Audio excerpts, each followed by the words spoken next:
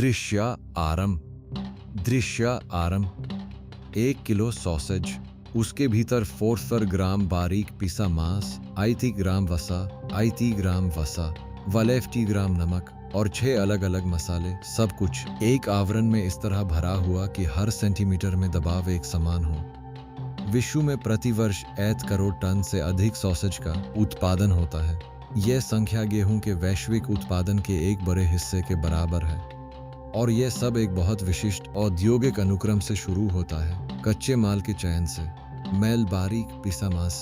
देखें कैसे ताज़ा सुअर और गोमांस पीसने से लेकर भरने, पकाने और वायुरोधी पैकिंग तक वलैफ नियंत्रित चरणों में एक तैयार सॉसेज में बदलता है। सुबह 6 बजे कारखाने का शीतक कक्ष 2 से 4 डिग्री सेल्सियस पर स्थिर रहता है। यहीं से प्रक्रिया शुरू होती है। कच्चे माल के चयन से सुअर का मांस और गोमांस दोनों ताजे और दुबले कटे हुए अलग अलग तौले जाते हैं। प्रत्येक बैच में बाहरी वसा 50% से अधिक नहीं होनी चाहिए। इसके साथ ही वसा, नमक, चीनी, लहसुन, प्याज और आवश्यकतानुसार बंधन कारक सभी निर्धारित अनुपात में तैयार रखे जाते हैं। ये चयन अगले 4 घंटों की पूरी प्रक्रिया की नींव है।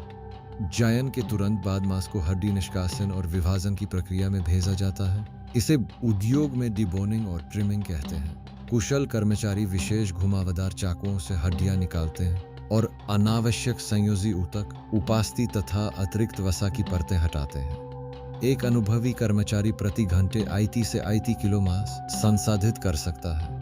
इसके बाद मांस को ठंडे पानी से धोया जाता है। यह सतही सूक्ष्मजीवों की संख्या को 90% तक कम करता है। धुले हुए मांस को अब पीसने की यंत्र की ओर ले जाया जाता है। यह यंत्र 2 चरणों में काम करता है। पहले चरण में मांस को बड़े छेद वाली छिद्रित प्लेट से गुजारा जाता है। छेद का व्यास 8 से 48 मिलीमीटर होता है। इससे मांस के टुकड़े छोटे होते हैं लेकिन बनावट अभी मोटी रहती है। दूसरे चरण में यदि बारीक बनावट की सॉसेज बनानी हो तो मांस को 3 से 5 मिलीमीटर व्यास वाली प्लेट से दोबारा गुजारा जाता है। इस पूरी प्रक्रिया में मांस का तापमान 10 डिग्री सेल्सियस से नीचे रखना अनिवार्य है। पीसने की यांत्रिक क्रिया से घर्षण उत्पन्न होता है जो तापमान बढ़ा सकता है। इसलिए यंत्र की प्लेटें और ब्लेड पहले से ठंडी रखी जाती हैं और कभी कभी मांस में बर्फ के छोटे टुकड़े भी मिलाए जाते हैं। पीसने के बाद मसाला मिश्रण का चरण आता है और यहीं तापमान नियंत्रण सबसे अधिक महत्वपूर्ण हो जाता है। मिश्रण के दौरान मांस का तापमान 5 डिग्री सेल्सियस और 5 डिग्री सेल्सियस के बीच रहना चाहिए। यदि तापमान 5 डिग्री से ऊपर जाता है तो वसा पिघलने लगती है और मांस के प्रोटीन से अलग हो जाती है। इससे अंतिम उत्पाद की बनावट दानेदार और असमान हो जाती है और उस बैच को पुनर्चक्रण में भेजना पड़ता है। मसाले का अनुपात भी उतना ही नियंत्रित है।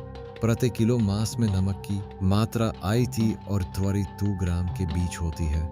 इससे कम हो तो संरक्षण अपर्याप्त, इससे अधिक हो तो स्वाद असहनीय। लहसुन, काली मिर्च, जायफल और पेपरिका जैसे मसाले कुल मिलाकर फार्म से 8 ग्राम प्रति किलो से अधिक नहीं होते। यदि बंधन कारक जैसे सोया प्रोटीन या स्टार्च मिलाया जाता है तो उसकी सीमा 3% तक है।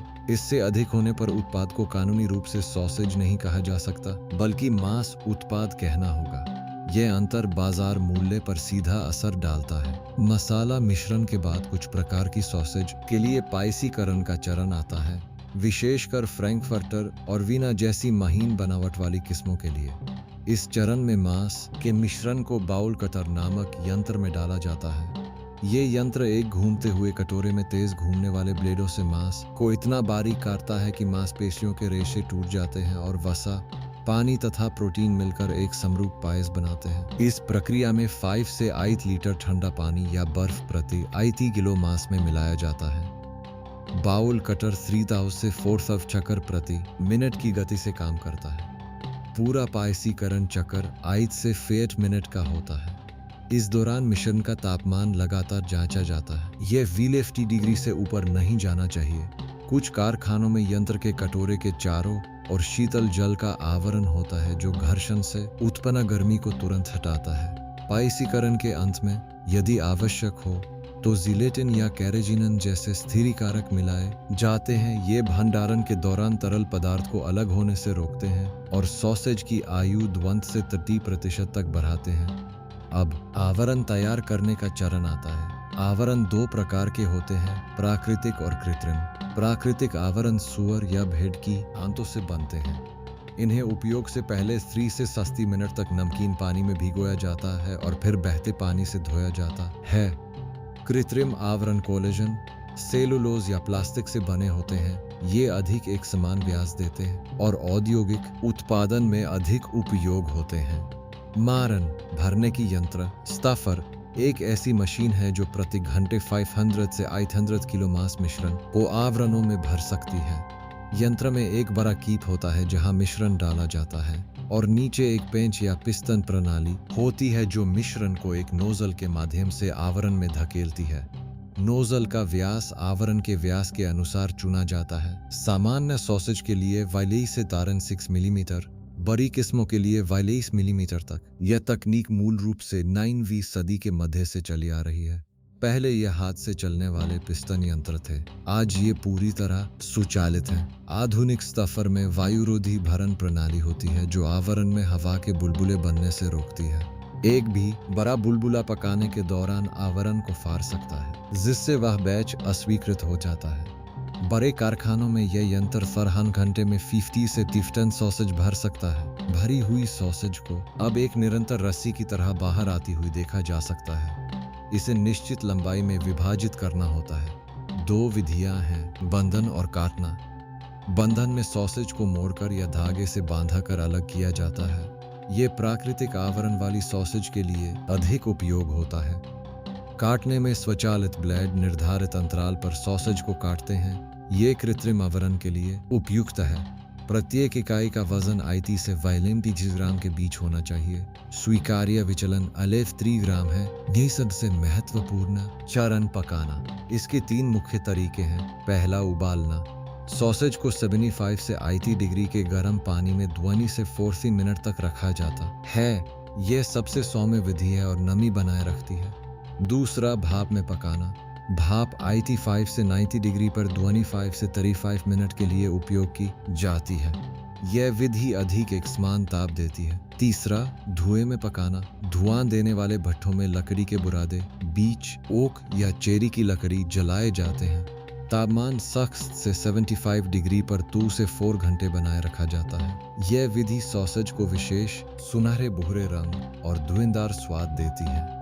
पकाने का उद्देश्य केवल स्वाद नहीं, सुरक्षा है।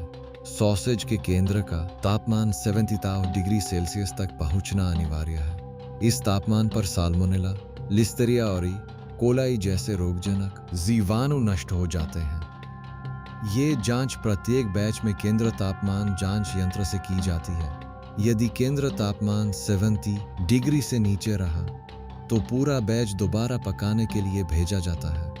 बड़े कारखाने प्रतिदिन 5000 से 1,000 सॉसेज इकाइयां पकाते हैं।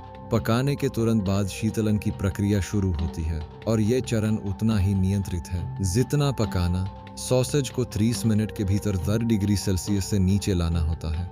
यदि यह समय सीमा पार हो जाए तो 430 डिग्री के बीच का तापमान से खतरनाक क्षेत्र कहते हैं। जीवाणुओं के दोबारा पनपने का अवसर देता है। शीतलन 2 चरणों में होता है। पहले, ठंडे पानी के फुहारे से जल तापमान 4 से 8 डिग्री जो सॉसेज के बाहरी भाग को तुरंत ठंडा करता है। फिर शीत कक्ष में रखा जाता है जहां तापमान 0 से 4 डिग्री होता है। शीतलन के दौरान एक और प्रक्रिया होती है, आवरण छीलना। कुछ सॉसेज किस्में, विशेषकर जो सेलुलोज आवरण में पकाई जाती हैं, आवरण हटाकर बेची जाती हैं।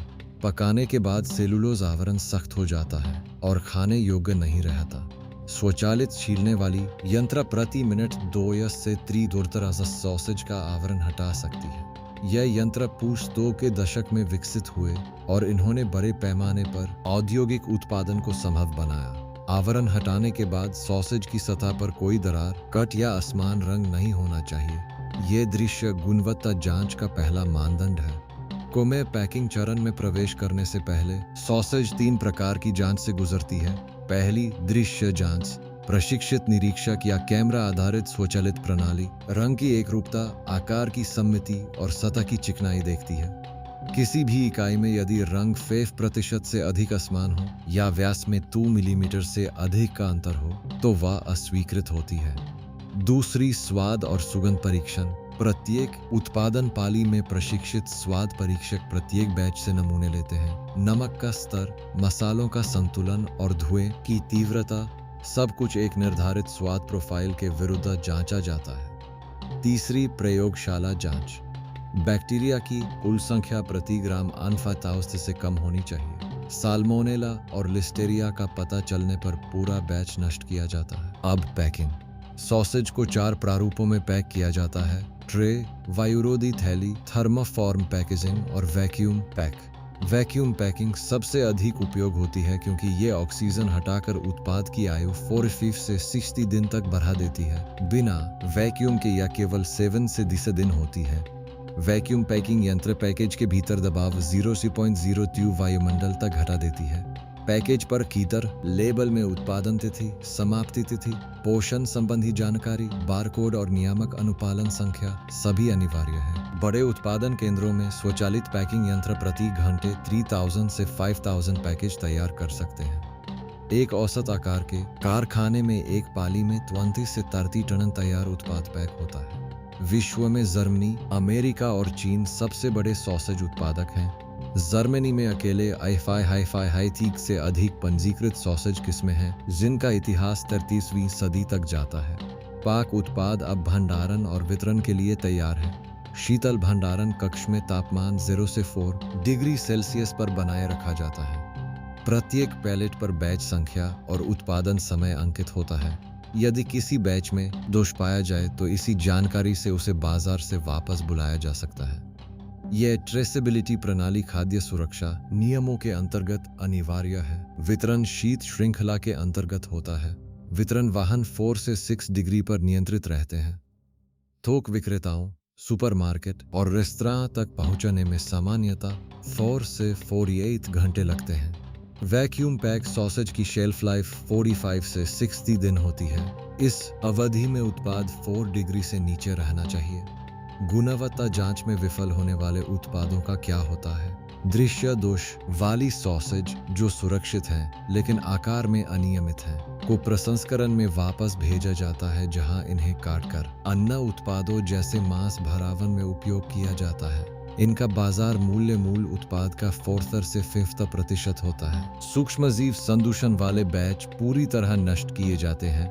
एक बड़े कारखाने में ये प्रतिमाह 0.5 से 1% उत्पादन हो सकता है, जो आर्थिक रूप से 50 से 25 लाख रुपए की हानि है। खुदरा बाजार में 1 किलो सामान्य सॉसेज का मूल्य 2 से 4 रुपए होता है, जबकि विशेष धुएंदार या जैविक किस्मों का मूल्य 13 से 4 रुपए प्रति किलो तक पहुंचता है। भारत में सॉसेज बाजार 2 में 500 करोड़ रुपए से अधिक का था और ये प्रतिवर्ष 12% की दर से बढ़ रहा है। कच्चे मांस से तैयार पैक सॉसेज तक वालेफ नियंत्रित चरण, 72 डिग्री का अनिवार्य केंद्र तापमान और 0.02 वायुमंडल का वैक्यूम, यह एक औद्योगिक खाद्य प्रणाली है जो सुरक्षा और एकरूपता दोनों एक साथ सुनिश्चित करती है।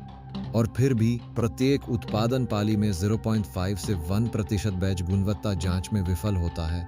जर्मनी की 15 पंजीकृत किस्मों में से हर एक के लिए यह संख्या अलग है। आप किस खाद्य उत्पाद की निर्माण प्रक्रिया अगली बार देखना चाहते हैं? टिप्पणी में बताएं और चैनल को अभी सब्सक्राइब करें और सूचना घंटी चालू करें। अगला वीडियो आने पर आप पहले जानेंगे।